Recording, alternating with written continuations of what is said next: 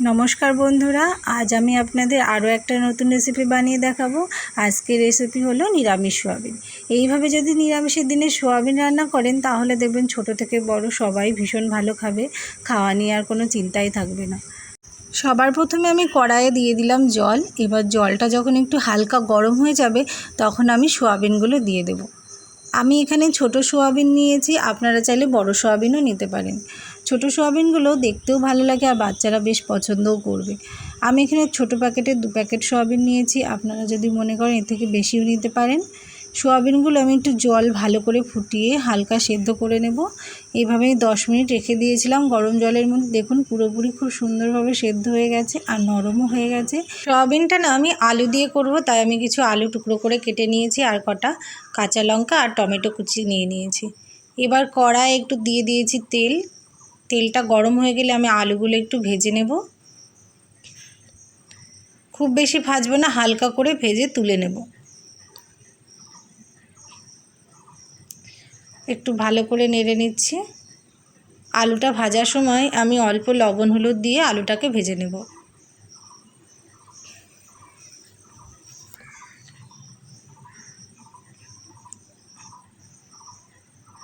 দেখুন আলুটা প্রায় ভাজা হয়ে এসেছে, এবার আমি আলুগুলোকে তুলে নেব।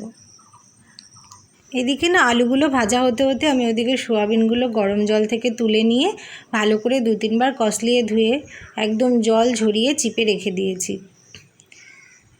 তারপর আমি ওই যে আলু ভাজার তেলটার মধ্যে বাকি সোয়াবিনগুলো সব দিয়ে খুব ভালো করে নেড়ে চেড়ে ভেজে নেব। সোয়াবিনগুলো যদি একটু ভেজে নিয়ে রান্না করা যায় তাহলে সোয়াবিনের টেস্টটা আরও বেড়ে যায়। সোয়াবিনটা হালকা নেড়ে চেড়ে নিয়ে এবার আমি সোয়াবিনের মধ্যে দিয়ে দেব 1 চামচ লবণ আর 1 চামচ হলুদ। সোয়াবিন ভাজার সময় এইভাবে যদি লবণ হলুদ দিয়ে ভাজা যায় তাহলে ঝোলের মধ্যে সোয়াবিনের টেস্টটা ভীষণই ভালো লাগে। সোয়াবিনগুলো ভাজার সময় গ্যাসের জোরটা একদম মিডিয়াম টু লো ফ্লেমে রাখতে হবে, একদম জোরে দেওয়া যাবে না, তাহলে সোয়াবিনটা পুড়ে যেতে পারে। এই যে দেখুন সোয়াবিনটা আমি একটু হালকা লাল লাল করে ভেজে তুলে নিয়েছি। এইভাবে একটু ভেজে যদি রান্না করা যায় না ভীষণই স্বাদ আসে সোয়াবিনের। এবার কড়াইয়ের মধ্যে দিয়ে দিয়েছি সর্ষের তেল আর তার মধ্যে দিয়ে দিলাম জিরে ফোড়ন আর দিয়ে দিচ্ছি 2টো শুকনো লঙ্কা, 2টো তেজপাতা আর একটু গোটা গরম মশলা। ফোড়নটাকে এবার আমি একটু নেড়েচেড়ে ভেজে নেব। ফোড়নটা ভাজা হয়ে গেছে, এবার আমি তেলের মধ্যে দিয়ে দিচ্ছি টমেটো কুচি। টমেটোটাকে একটু ভালো করে নেড়ে ভেজে নেব। টমেটোর জলটা যখন একটু শুকিয়ে যাবে তখন আমি দিয়ে দেব 1 চামচ লবণ আর একটু হলুদ।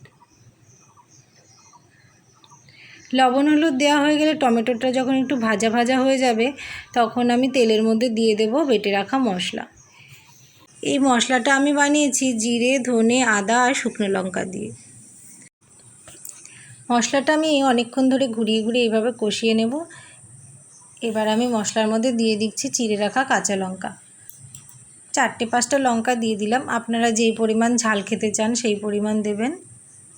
মশলাটা যখন আমার প্রায় কষানো রেডির দিকে তখন আমি ভেজে রাখা আলুগুলো মশলার মধ্যে দিয়ে দেব। আলু দেওয়া হয়ে গেলে আমি আলু আর মশলাটাকে আরেকটু ভালো করে কষিয়ে নেব। এইভাবে যখন তেল ছেড়ে যাবে তখন আমি ওই মশলার মধ্যে আবার ভেজে রাখা সোয়াবিনগুলো দিয়ে দেব। সোয়াবিনগুলো দেওয়া হয়ে গেলে আবার এইভাবে উল্টে পাল্টে ভালো করে নেড়ে নেব। এবার আমি একটু দিয়ে দেব অল্প পরিমাণ মতো গরম জল। একটু জল দিয়ে দিলাম, যেহেতু আমি সোয়াবিনটাকে কষাবো তাই আমি সামান্য পরিমাণ অল্প একটু জল দিয়ে দিলাম। এটাকে আমি আস্তে আস্তে অনেকক্ষণ সময় ধরে কষিয়ে নেব। কেন সোয়াবিনটাকে একটু না কষালে সোয়াবিনের টেস্টটা আসবে না, তাই অনেকক্ষণ ধরে গ্যাসের জোর কমিয়ে দিয়ে করতে হবে এই সময়টা, না হলে কড়াই লেগে যেতে পারে। এইভাবে উল্টে পাল্টে আমি সোয়াবিনটাকে ভালো করে কষিয়ে নেব। কষানো প্রায় আমার হয়ে গেছে, দেখুন ভাজা ভাজা হয়ে গেছে। এবার আমি দিয়ে দেব পরিমাণ মতো গরম জল।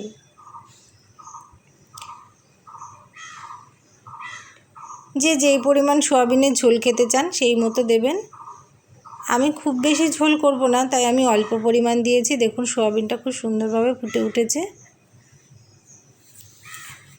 এবার একটু খুন্তি দিয়ে ভালো করে নেড়ে দেব। এবার আমি সোয়াবিনটাকে না 5-10 মিনিটের জন্য একটু ঢেকে দেব। 10 মিনিট পর আবার দেখাচ্ছি। এবার আমি ঢাকনাটা তুলে নেব। দেখুন ঝোলটা খুব সুন্দরভাবে ফুটে উঠেছে আর মনে হচ্ছে আলুগুলো সব সেদ্ধ হয়ে গেছে। এবার আমি ঝোলটাকে না একটু খুন্তি দিয়ে ভালো করে ঘুরিয়ে ঘুরিয়ে নেড়ে নেব। একটু ঘন ঘন এইভাবে ঘুরিয়ে নিলে তেলে আর জলে ভালোভাবে মিশে যাবে, তাহলে না ঝোলের উপরে বেশি তেল ভাসবে না। এবার আমি কড়াইয়ের মধ্যে দিয়ে দিলাম কাসুরি মেথি পাতার গুঁড়ো। এই মেথি পাতার গুঁড়ো যদি নিরামিষ সোয়াবিনে দেওয়া যায় তাহলে না সোয়াবিনের টেস্টটা আরোই বেড়ে যায়।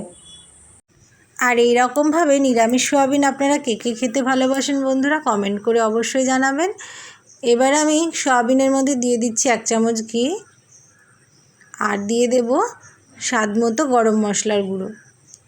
আমি এখানে গুঁড়ো গরম মশলা ইউজ করছি, আপনারা চাইলে বাটা গরম মশলাও দিতে পারেন। ঘি গরম মশলা দেওয়া হয়ে গেলে এবার আমি একটু নেড়ে নিয়ে তারপরে ঝোলটাকে নামিয়ে নেব। দেখুন আমার সোয়াবিন রান্না রেডি হয়ে গেছে। আজকে রেসিপিটা কেমন লাগলো প্লিজ কমেন্টে জানাবেন। যদি ভালো লাগে সেটাও বলবেন, ভালো না লাগলে সেটাও বলবেন। এতক্ষণ ভিডিওটা দেখার জন্য অনেক অনেক ধন্যবাদ সবাইকে।